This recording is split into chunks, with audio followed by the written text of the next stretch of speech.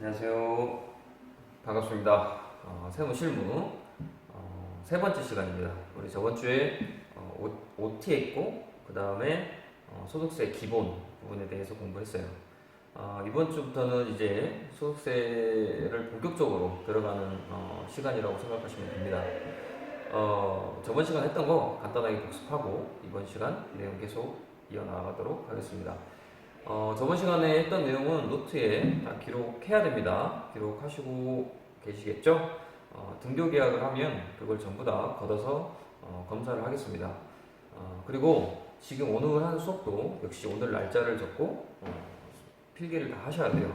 왜냐하면 우리는 교과서가 제대로 되어 있지 않기 때문에 교과서 내용이 잘 없어요.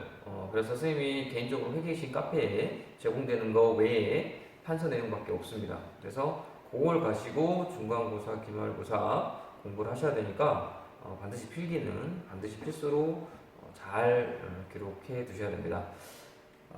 저번 시간 했던 거 간단하게 복습하고 이번 시간 한번 넘어가도록 할게요. 자, 우리 크게 세금은 부가세, 소득세, 법인세 이렇게 세 가지가 크게 있고 그 중에 법인세는 법인들, 큰 회사들이 내는 세금이고 소득세는 소득, 즉 개인들이 돈 벌면 세금 낸다라는 거예요. 개인들이 돈 벌면 세금 낸다. 뭐 사업하는 사람들은 사업해서 돈 벌어서, 장사해서 돈 벌어서 세금 내고, 선생님처럼 아니면 여러분처럼 직장 생활해서 월급을 받으면 그 월급을 받은 거에 대해서 세금을 내야 된다라는 거죠. 그래서 그걸 가지고 정부는 나라 살림을 이렇게 하는 거예요. 마찬가지로 부가세도 있지만 부가세는 우리 2학년 때 배웠다고 가정을 할게요. 자, 우리는 중요한 건 소득세 부분. 그 중에서도 우리는 다 거의 직장인이 될 거기 때문에 근로소득을 뭐 위주로 볼 거긴 하겠지만 기본적인 소득세 부분은 한번 짚어보도록 하겠습니다. 자, 그래서 우리는 소득세는 열거주의로 되어 있다 했습니다. 열거주의. 뭐죠, 열거주의가? 그쵸? 하나하나 내가 돈 벌면 그 돈 벌는 하나하나가 다 열거가 되어 있고 그 열거된 소득에 해당이 되면 여러분은 세금을 내야 된다라는 거예요. 대한민국 모든 사람들은. 즉, 소득세에 이렇게 열거되어 있는 항목에 따라서 돈을 벌면 세금 내라. 여기에 열거되어 있지 않으면 세금 안 내도 된다. 이 말인 거예요. 대표적으로 뭐가 있었죠? 주식이나 채권을 팔아서 돈 벌면 그거는 열거되어 있지 않고 적혀져 있지 않기 때문에 세금을 안 내도 된다라는 거죠. 이랬죠? 오케이. 자, 거기까지 했고, 그 다음에 뭐 포괄주의도 있습니다. 포괄주의는 법인세죠. 법인세는 이와 다르게, 열거주의와 다르게 어떻게 되어 있다? 돈을 이렇게 벌든 저렇게 벌든 다 세금 내라. 그 다음에 네가 세금 안 내야 될 것만 딱 적어져 있는 거예요. 소득세는 적어져 있는 것만 해당되면 세금 내는 거고 안 적어져 있으면 세금 안 내도 된다라는 거예요. 그래서 열거주의, 포괄주의 개념을 좀 잡으시고 소득세는 기본적으로 열거주의로 되어 있다라는 거 알고 진행해 보도록 될 것 같아요. 그리고 우리는 소득세는 열거되어 있는데 그 몇 개 열거되어 있다? 총 8개 열거되어 있고 그 8개는 순서대로 쭉 암기를 하셔야 돼요. 순서대로 암기를 하셔야 돼요. 순서대로 다 이유가 있습니다. 자, 처음에 이자소득, 배당소득, 사업소득, 근로소득, 그 다음에 연금소득, 기타소득, 이배사, 근연기 6가지. 이 6가지를 우리는 종합소득이라고 했고 이 종합소득을 세금을 매긴다라는 것은 종합과세라고 했어요. 2가지가 더 있는데 분류과세라고 했어요. 왜? 이 종합과세하고 달라서 성격이 달라서 분류과세라고 불렀습니다. 뭐가 있죠? 퇴직소득, 양도소득. 자, 퇴직이나 양도는 종합과세되는 소득하고 뭐가 다르냐면 종합과세되는 6가지는 이배사 근연기는 전부 다 1년 동안 번 돈이에요. 1월 1일부터 12월 31일까지 1년간 번 돈인데 퇴직 양도는 1년간 번 돈이 아니고 장기간에 거쳐서 번 돈이에요. 그래서 장기간에 거쳐서 번 돈은 아무래도 금액이 클 거니까 여기에다가 일반적인 세율을 곱하면 너무나 많은 돈을 내게 되기 때문에 그것은 맞지 않아서 따로 별도로 해서 분류해서 과세를 합니다. 그래서 분류과세라고 불러요. 여기서 과세라는 말은 세금을 매긴다라는 말이에요. 세금을 매긴다. 자, 그래서 종합과세, 분류과세 2가지 있고 별도로 또 분리과세도 있어요. 분리과세. 분리과세는 소액의 돈 우리가 세금 내러 가야 되니까 전부 돈을 벌면 자기가 세금 계산해서 자기가 세금 내러 가는 거예요. 그런데 소액의 돈을 세금 내러 가는 것은 오히려 배보다 배꼽이 더 크다. 그래서 알아서 떼가겠다. 원천징수 알아서 떼가겠다. 알아서 떼가고 세금 내러오지 마라 라고 하는 게 분리과세였어요. 분리과세. 여기까지 개념 잡으셨죠? 그런 다음에 우리는 종합과세 한번 봅시다. 이배사 근영기, 이자, 배당, 사업, 근로연금, 기타 이렇게 6가지 소득으로 돈을 벌면 6가지 열거되어 있으니까 돈을 벌면 우리는 그걸 다 더해서 곱하기 일정한 세율에 따라서 세금을 내는데 개인마다 차이가 있기 때문에 일부분을 빼준다라고 했어요. 나랑 내 친구랑 똑같은 월급을 받더라도 나랑 내 친구랑은 처해진 상황이 다를 수가 있어요. 이 친구는 좀 가족이 많아요. 자기가 다 먹여 살려야 돼. 그러면 세금을 좀 빼주고 나는 나 혼자 살아요. 나 혼자 산다. 그러면 세금을 안 빼줘도 되고 그래서 같은 돈을 벌어도 총 내는 세금은 다를 수 있다라는 거예요. 이해됩니까? 오케이. 그러면 이번 시간에는 이제 그 이어서 개념, 기본적인 어떤 용어 정리나 개념 것들을 파악하고 다음 시간부터는 조금 더 깊게 들어가 보도록 할게요. 자, 볼게요. 자, 소득세입니다. 소득세. 기본적으로 소득세는 개인들이 돈을 벌면 세금 낸다라는 거 기억하세요. 개인들이 돈을 벌면 세금 낸다. 장사하는 사람도 개인입니다. 개인들이 돈을 벌면 세금 내는 거예요. 자, 볼게요. 납세 의무자는 세금을 세금을 납부해야 되는 사람. 그런 사람을 누구냐? 모든 개인이에요. 대한민국에 사는 모든 개인. 근데 돈을 안 벌면 안 내는 거죠. 이제 소득세는 소득이 있으면 세금 낸다라는 거니까 돈을 안 벌면 세금 안 내요. 자, 볼게요. 그러면 이건 구체적인 말이에요. 이제 시험에는 이런 것들이 나옵니다. 그러면 납세의무자인 개인은 누구냐? 개인은 거주자와 비거주자로 나눈대요. 거주자와 비거주자. 거주자는 말 그대로 사는 사람. 우리 대한민국에 사는 사람. 살지 않은 사람이라고 보면 안 돼요. 조금 다른데 보면 일단 거주자가 일반적이니까 대부분의 사람들은 다 거주자죠. 이 거주자는 우리나라에 사는 사람인데 우리나라에 주소가 있거나 여러분 다 주소 있죠? 주소 있고 우리나라에 주소가 있거나 아니면 주소가 없어. 나는 주소가 없으니까 세금 안 내? 그게 아니고 183일 이상 거소. 여기서 말하는 거소는 머무르는 곳이에요. 머무르는 곳.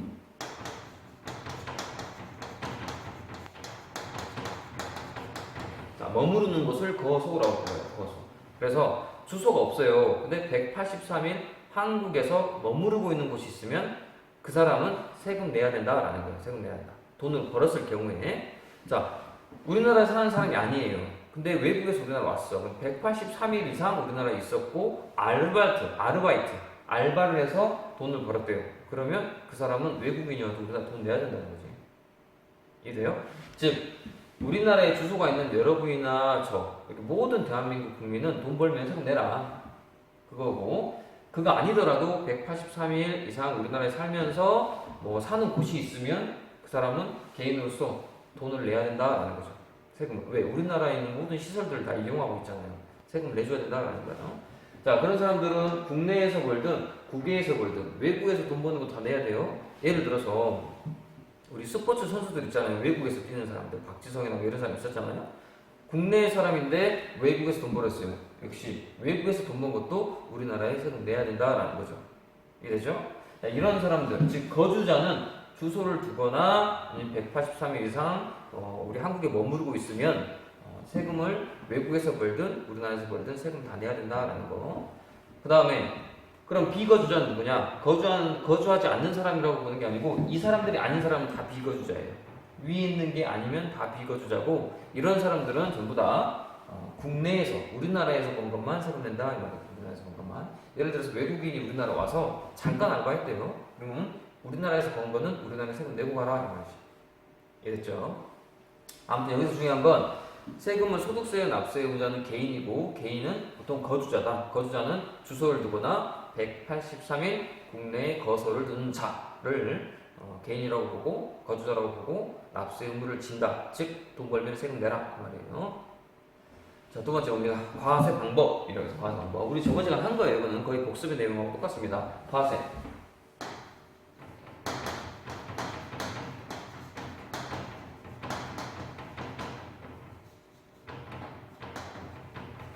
자, 과세는 세금을 매긴다라는 거야. 세금을 매긴다. 너한테 너 세금 내! 라고 정부에서 세금 내! 라고 세금 매긴다. 그래요. 자, 그러면 어떻게 매길 거냐? 이렇게 세 가지 방법으로 매긴다고 저번 시간 했죠. 자, 근데 우리 소득세는 개인 단위로 해요. 부부나 또는 가족 단위로 하는 게 아니에요. 부부. 우리들이 부부야. 근데 너도 2천만 원, 나도 2천만 원 벌었어. 4천만 원 벌었네? 그럼 4천만 원에 대상하는 어떤 과세를 세금을 매긴다라고 하면 금액이 커지잖아. 금액이 커지면 많이 벌면 많이 내게 돼요. 소득세는. 적게 벌어야 적게 내는 거예요. 그래서 각각 한다는 거지. 부부여도. 가족으로도 마찬가지예요. 동생, 뭐 아빠, 엄마 이렇게 다 가족을 묶어서 하면 금액이 커지잖아요. 그럼 세금 많이 내게 될 거 아니에요. 그렇게 안 한다는 거죠. 어떻게 개인 단위로 내는데 개인 단위로 이렇게 세 가지로 세금을 매긴다라는 거예요. 첫 번째, 종합과세. 우리 종합과세 했었죠. 몇 가지? 8가지 열거되어 있는 소득 중에 6가지만 종합. 이해라고 했잖아요. 종합. 왜? 종합적으로 매긴다, 세금을. 왜? 걔네들은 1월 1일부터 12월 30일까지 1년 동안 번 돈이기 때문에 1년 동안 번 돈이기 때문에 싹 묶어서 한 번에 세금을 매기는 거예요. 자, 그러면 어떤 게 있었죠? 자, 이자 있었고, 그 다음에 배당, 사업, 근로, 연금, 기타 이렇게 총 6가지라고 했어요. 6가지는 종합적으로 싹 묶어서 한다라고 했었습니다. 오케이, 이해하셔야 돼요. 자, 이거는 왜 그러냐? 얘는 일정한 기간을 단위로 합산한다는 거지. 일정 기간. 언제죠?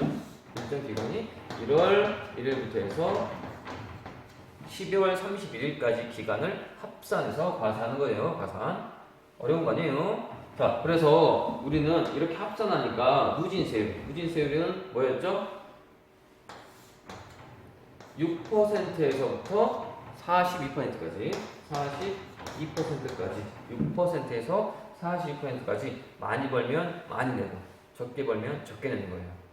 알겠죠? 다시 내가 근로자인데 월급 받는 사람인데 나는 통장에 이자도 있어. 이자에서 돈 받은 것도 있어. 그럼 이자에서 본 거, 그 다음에 1년 동안 돈 번 거 이런 게 있었대요. 그 다음에 기타. 예를 들어서 뭐 복권 당첨이 됐거나 이런 거 기타거든요. 복권도 당첨됐어. 그 1년 동안 번 돈 종합적으로 다 더해서 이러한 세율로 세금을 매긴다. 이게 종합과세라는 거지.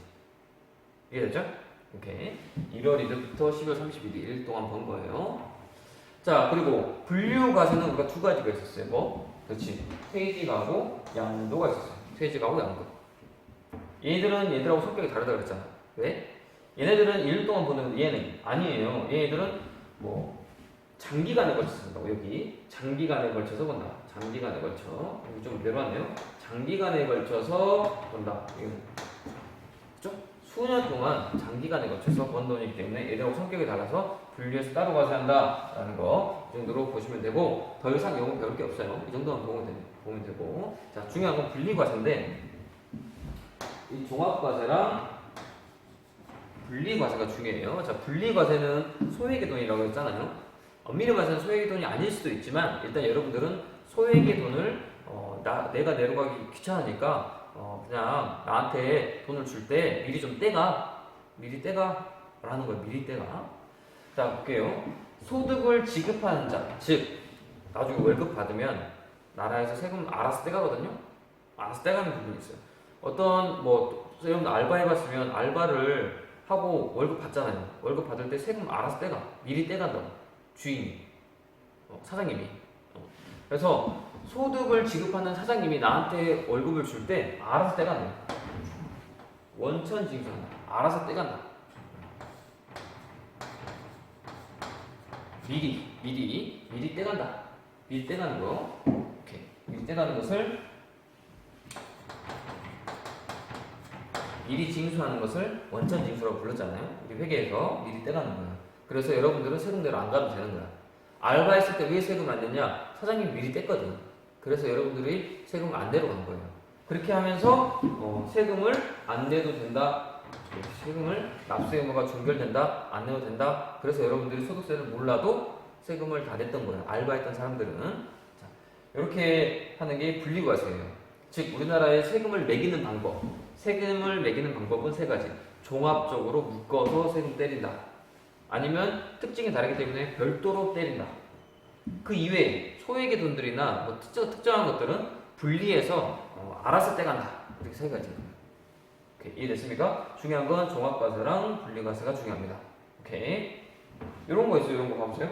복권이 당첨됐대요. 복권이 당첨됐어요. 예를 들어서 여러분들 로또 복권이 10억이 당첨됐대요. 10억이면 보통 3억을 세금을 내야 돼요. 10억을 당첨되는데 3억을 안 내고 싶잖아. 그래서 나라에서는 너 10억 줄게. 나중에 3억 내려와 라고 하면 내려갈까요? 내려갈래요? 아니면 대한항공에 가서 티켓 찍고 외국 튈래요? 이런다고. 그러니까 미리 떼버린다. 미리. 그리고 여러분들한테는 7억만 주는 거예요. 10억이 당첨됐는데 미리 떼버리고 7억만 주는 거예요. 이런 게 분리과세. 미리 뗀다. 원천징수. 이해됐죠? 그래서 분리과세랑 원천징수는 이어지는 말이라고 보시면 돼요. 그래서 이 원천징수라는 말이 중요하니까 이 원천징수를 이어서 계속 봐볼게요.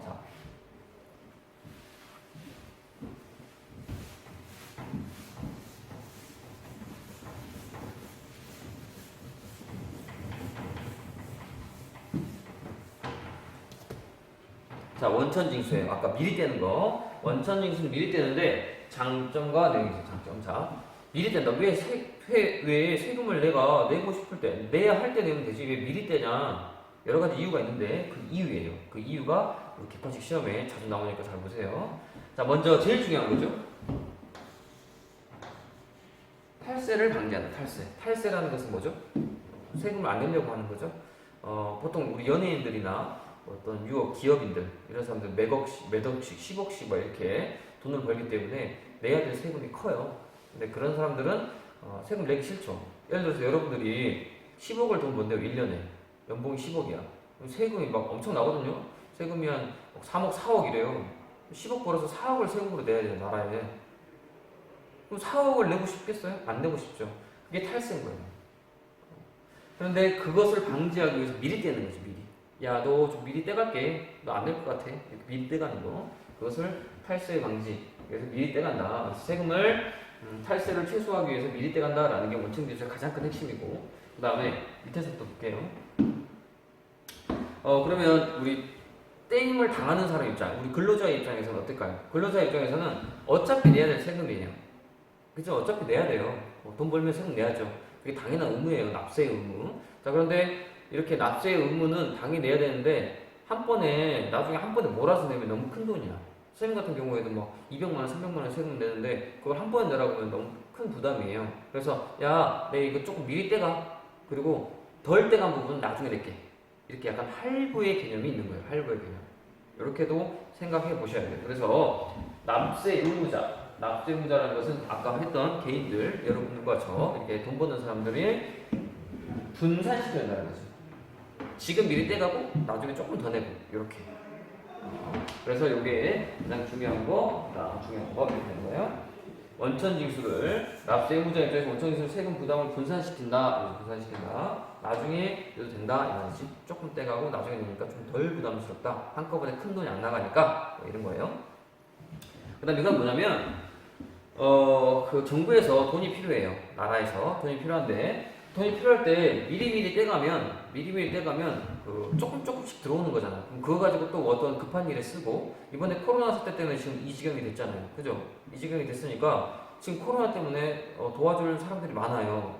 예를 들어서 소상공인이나 뭐 조그마한 그 가게들은 손님들이 없잖아요.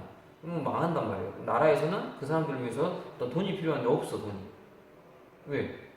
한 번에 받으면 돈이 이제 그때만 들어오잖아. 그렇기 때문에 중간중간 돈이 필요하기 때문에 미리 떼는 효과가 있다는 거죠. 그래서 정부는 소득이 발생할 때 미리 떼서 그런 걸 가지고 수입 시기, 즉 좀 그때그때 들어와서 그때그때 돈이 써야 될 일에 대해서 좀 조절을 한다라는 거예요. 정부 재정을 조달해서 평준화를 이렇게 한다. 이때도 돈 있고 저때도 돈이 있어야죠. 한 시점에만 돈이 있으면 다 써버리면 우리 지금 코로나처럼 이렇게 어려울 때는 돈 못 쓰잖아요. 그치? 미리 좀 떼서 그 사람들 도와주고 뭐 이런다는 효과도 있다라는 거죠. 코로나 때문에 그죠? 그 다음에 이제 뭐 요거는 뭐 구체적인 내용인데 뭐냐면 징세 비용의 전략과 징수 사무의 간소화인데 이건 몰라도 되지만 한번 설명해 보면 정부 세무서에서 세금을 떼야 돼요. 징수해야 돼요. 징수. 세금을 떼는데 아까 말했듯이 알바에서 사장님이 미리 떼잖아. 사장님이 내 월급에서 미리 떼간다. 그러니까 사장님이 대신 떼주는 거야. 나라에서 할 일을 사장님이 대신 해주는 거라고. 그쵸? 나라에서 할 일을 사장님이 대신 해주니까 나라도 편해요. 사장님은 힘들고. 이렇게 나라에서 해야 될 비용을 나라가 절약시키는 거야. 사장님을 대신 사용하면서. 그리고 그러니까 그런 일들이 줄어든다는 거지. 일들이 줄어든다. 떼야 될 일들, 세무서에서 해야 될 일, 세무 공무원들이 해야 될 일이 줄어드는 거지. 뭐 이러한 효과도 있다는 거예요. 제일 중요한 것은 탈세 방지, 그다음에 납세의무자의 세금을 분산시켜준다. 지가 한꺼번에 떼가면 부담스러우니까 조금씩 떼간다. 그 다음에 정부에서 중간중간 돈이 필요할 때 중간중간 그걸 써야 되니까 미리미리 떼가지고 그걸 쓴다라는 개념. 마지막으로 나라에서 해야 될 일인데 뭐 사장님이나 이런 사람들이 미리 떼주니까 나라에서 할 일이 줄어든다 이런 나라에서 할 일이 줄어든다 이런 개념이 있습니다. 원천징수 미리 뗀다라는 거예요. 자, 그러면 원천징수의 종류가 있는데 종류는 조금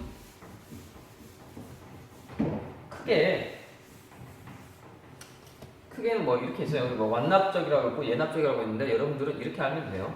원천징수는 아까 소득을 지급하는 자예요. 사장님이 여러분들한테 알바해서 돈을 줄 때 미리 떼는 것을 원천징수라 했잖아. 미리 떼서 사장님이 대신 내주는 거예요. 그래서 여러분들은 세금 안 내도 되는 거야.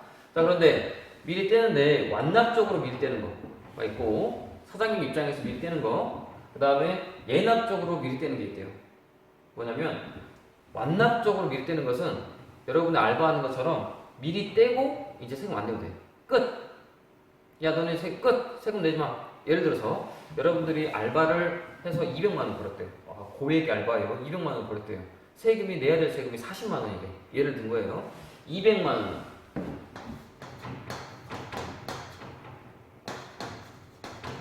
알바비를 200만 원 벌었대요. 근데 내야 될 세금이 40. 그래서 여러분들한테는 160을 준 거야, 사장님이. 그치? 그러면 이 사장님이 이걸 갖다 미리 뗐으니까 나중에 세무서에 갖다 내야 돼요. 사장님이 대신 내주는 거야. 그렇게 하고 여러분들은 세금을 아예 그냥 안 내도 되는 거예요. 신경 안 써도 된다. 그런 게 완납적 원천징수. 그리고 예납적은 뭐냐면 네가 내야 될 세금은 40만 원이야. 그런데 사장님이 20만 원밖에 안 뗐어. 그럼 여러분들은 180만 원 받았겠죠? 그렇죠? 그리고 나서 내야 될 때 여러분들이 또 세금 내러 가야 돼. 20만 원. 이거는 여러분들이 세금 내러 가야 돼요.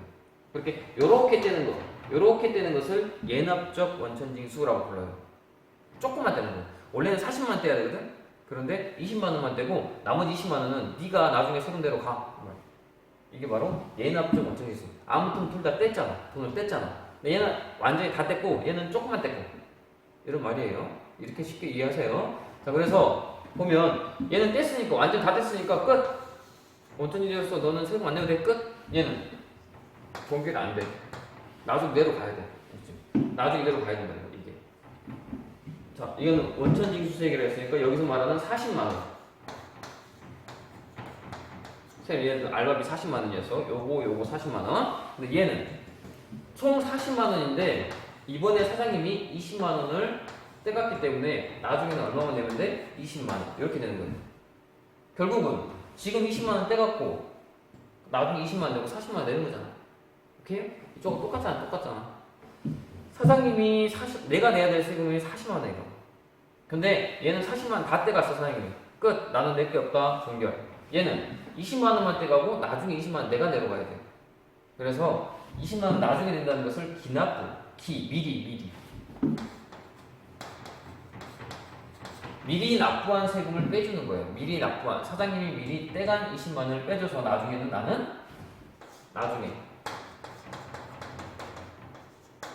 나중에 나는 20만 원만 더 내면 된다. 그렇지? 지금 사장님한테 20만 원 떼갖고 나중에 20만 원 내니까 총 나는 40만 원 냈네. 여기 처음부터 40만 원 다 냈네. 이렇게 된 거야. 아무튼 세금을 다 떼간다. 오케이? 자, 이 정도 하고 넘어갈게요. 자, 그 다음.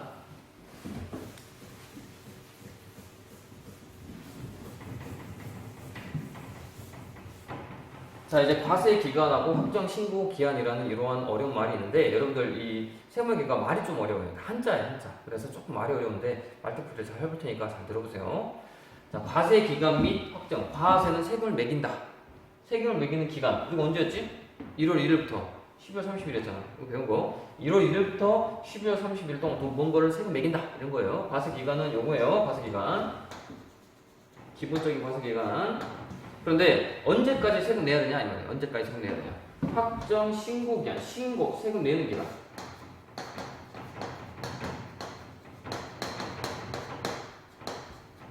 세금 내는 기간이에요. 확정 신고 세금 내는 기간. 그럼 돈 벌었으면 세금 낸다 했잖아. 근데 언제 내냐고? 나중에요. 나중에 언제? 그 언제를 말하는 거야 지금. 자, 볼게요.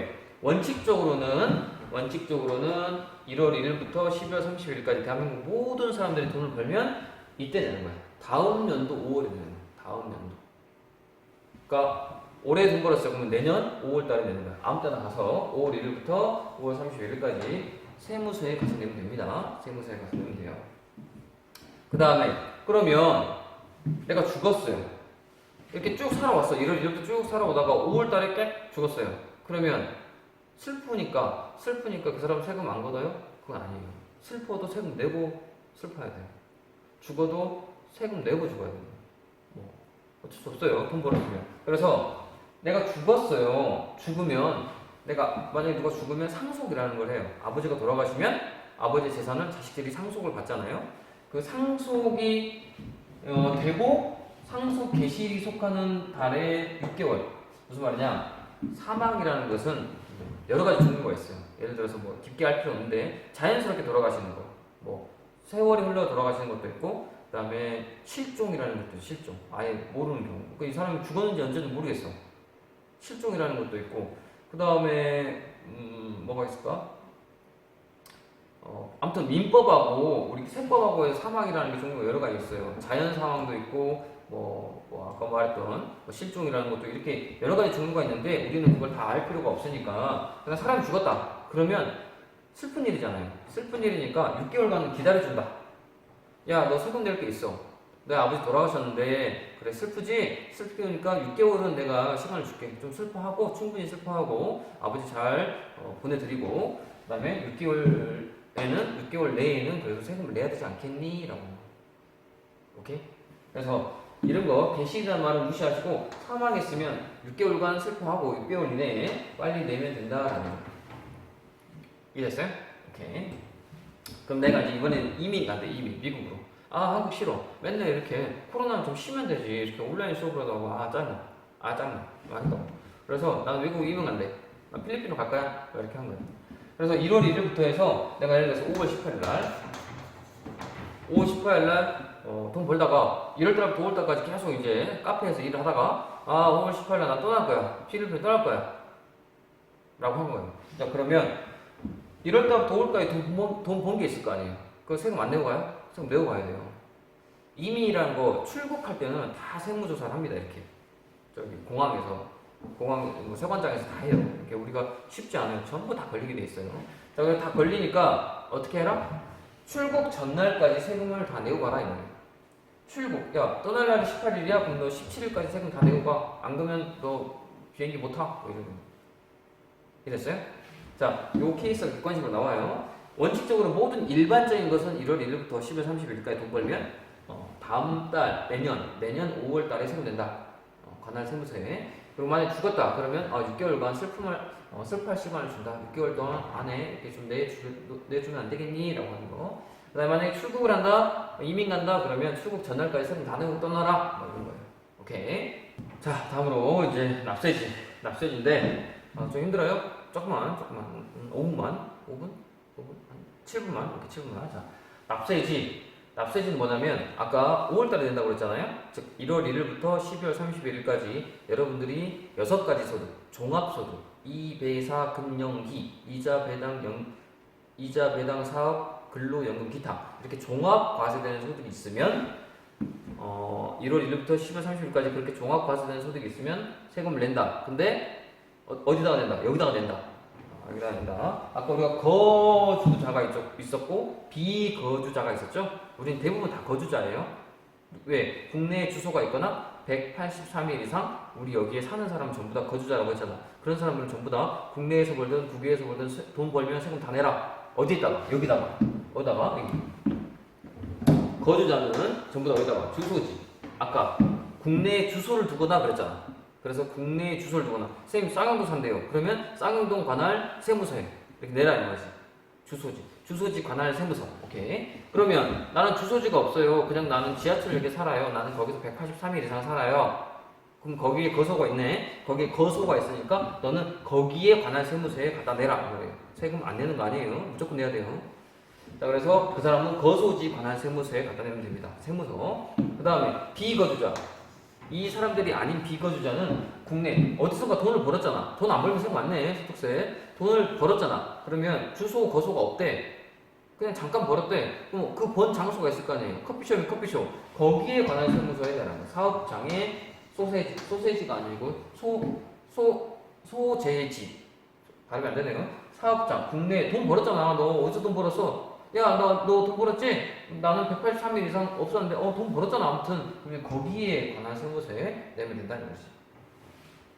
자, 그게 사업장도 없대요. 그러면 여기저기 돌아다니면서 돈 벌었대요. 그래도 거기서 네가 어디서 벌었냐? 아무튼 네가 어디서 벌었으니까 거기 번대 관한 세무서에 내라 이 말이지. 아무튼 세금 다 내야 된다는 거지. 일반적인 것은 어디예요? 여기. 우리같이 보통 일반적인 거주자들은 전부 다 관할 주소지에다가 세금 낸다 이거예요. 부가세랑은 달라요. 부가세는 주소지가 아니고 사업장이 소유져 있어요. 부가세는 생각하지 말고 거소지로 봅시다. 자, 다 했어요. 이제 마지막이에요. 요것만 정리하고 끝내도록 하겠어요. 자, 소득세 특징. 자, 소득세 우리가 전처럼 배운 거거든요. 요걸 다 알면 저번 시간 그다음에 이번 시간 요거까지 정리하면 이제 다음 시간 조금 구체적으로 들어갈 수가 있어요. 요거 잘 보시고 소득세는 우리가 계속적으로 반복적으로 버는 돈 여기네. 계속적으로 반복적으로 즉 선생님 저 월급쟁이는 계속 월급을 받잖아요. 이러한 돈에 대해서 세금을 매긴다라는 거예요. 즉 계속적으로 반복적으로 소득이 있으면 그거를 세금 매긴다.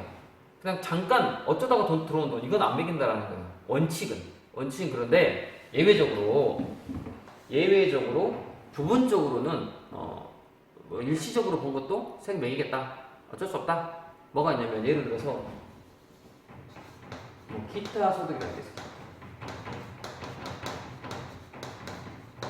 아까 말했던 뭐 복권 당첨 어쩌다가 되는 거잖아. 오늘도 당첨, 내일도 당첨, 와 너무 좋게? 그게 아니고 어쩌다가 되는 거잖아요. 그래서 그런 것도 그건 좀 세금 내줘야 되지 않겠니? 너 돈도 안 벌고 너는 다른 사람들 열심히 일해서 돈 버는데 세금 내는데 너는 복권 당첨돼서 대박 나는데 세금도 안 내면 너무 열심히 일하는 사람들이 너무 힘들잖아. 좀 세금 좀 내줘 이렇게. 기타 소득 같은 경우는 예외예요. 예외. 뭐 퇴직 양도 있지만 일단 이 하나만 알고 계세요. 순자산 증가세는 뭐냐면 자산이 순수하게 증가했으면 너의 재산이 순수하게 증가했으면 세금 내라라는 거. 어떻게 벌든 상관없어. 네가 재산이 증가하면 무조건 세금 내라는 게 순자산 증가설이에요. 근데 우리는 소득세는 요거는 원래는 법인세에 해당하는 거예요. 법인세에 해당되는 거야. 법인들은 회사들은 돈을 이렇게 벌든 저렇게 벌든 돈 벌면 무조건 세금 내야 되거든요. 근데 소득세는 아니에요.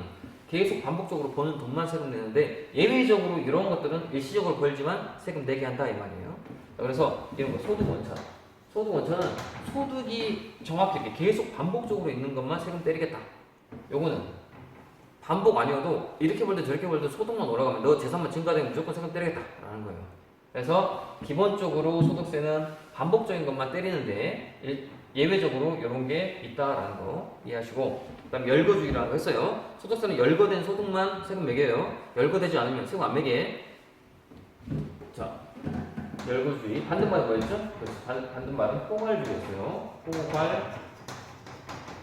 포괄주의. 얘는 법인세. 얘도 반대말이 뭐지? 그치? 순자산 증가세이 반대말이에요.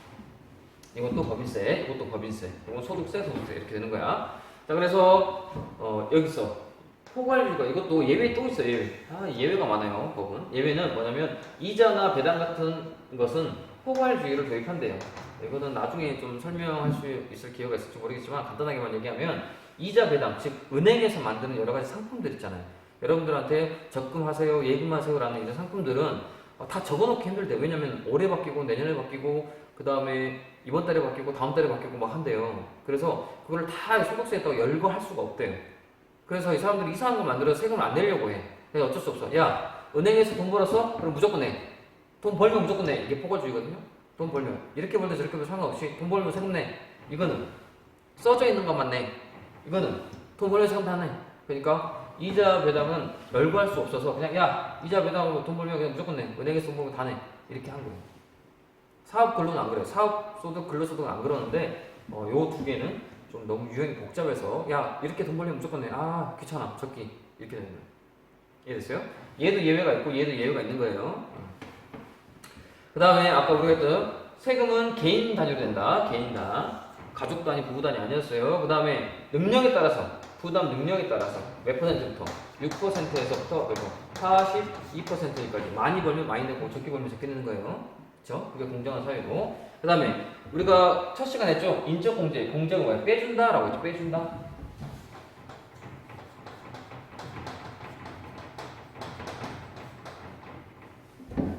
나랑 내 친구랑 월급은 똑같은데 개인의 상황에 따라서 조금 어려우면 더 빼준다라는 거야. 그게 인적 공제. 자, 능력을 고려해서 다음 세금을 부담하는 능력.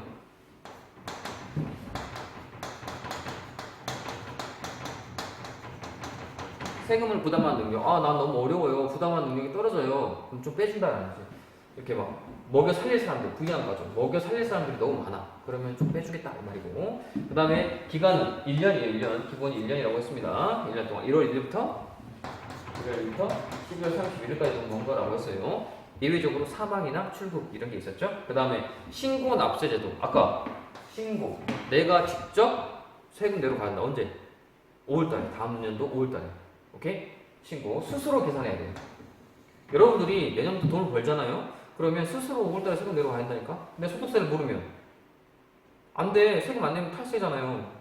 그러니까 내년부터 이거는 교과가 문제가 아니고 여러분들이 직장 생활하면 반드시 알아야 돼. 왜냐면 본인이 세금 계산해서 내러 가야 한다니까요.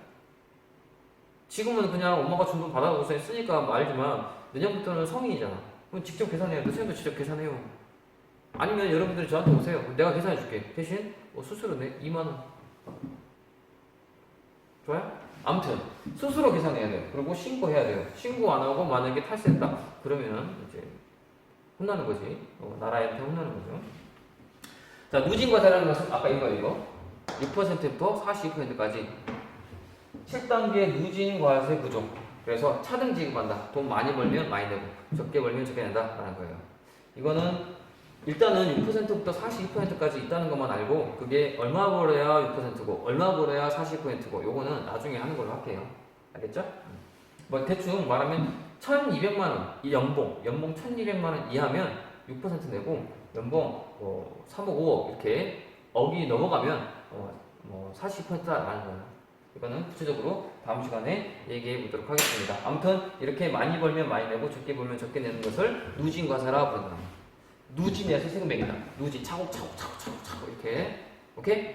자, 오늘은 좀 많은 내용들을 했습니다. 요 기본적인 내용들을 알아야 다음 시간에 내용들이 이어지니까 요거 반드시 이해하시고 말들이 좀 어려워요. 그쵸? 단어들이 전부 다 어려우니까 이 단어들을 다 정리하는 게 오늘의 핵심이에요.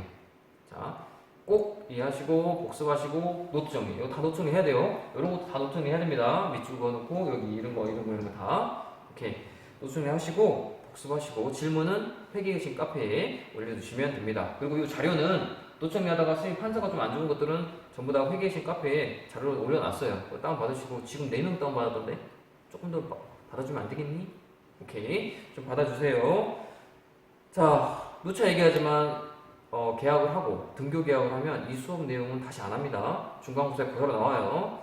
자, 열심히 복습하시고 잘 소화해 보시기 바랍니다. 자, 오늘은 이만 마치겠습니다. 다음 시간에 뵙겠습니다. 감사합니다.